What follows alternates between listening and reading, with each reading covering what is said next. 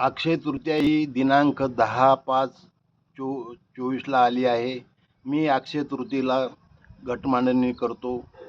मी सकाळी 6 वाजता एक उंच झेंडा लावतो आणि त्या झेंड्यावरून हवा कोण्या दिशेला वाहते हे पाहतो.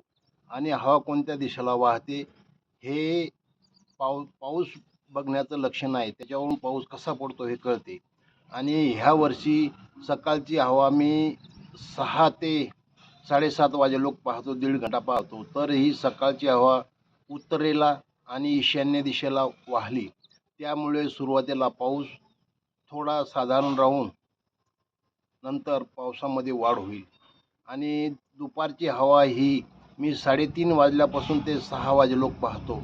तर दुपारची हवा ही पूर्ण उत्तरेला आणि ईशान्य दिशेला वाहत होती. त्यामुळे पाऊस हा सकाळच्या आणि दुपारच्या हवेच्या अंदाजावरून पाऊस हा खूप चांगला राहील. पण यावर्षी ईशान्य दिशेला हवा वाहत असल्यामुळे पिकावर किडीचा प्रादुर्भाव राहण्याची शक्यता आहे.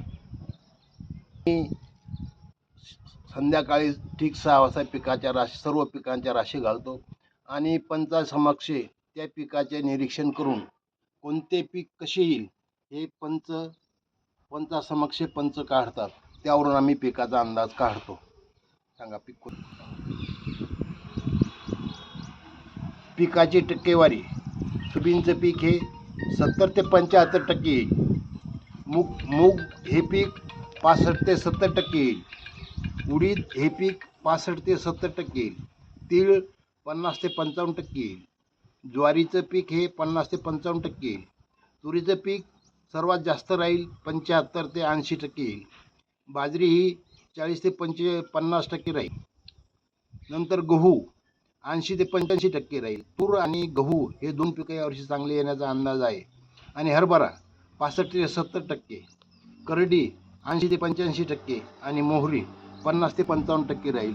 अशी सर्व पंचासमक्ष मी पिकाची टक्केवारी काढली आहे. हे सर्व पंचाच्या समक्ष केलेलं आहे.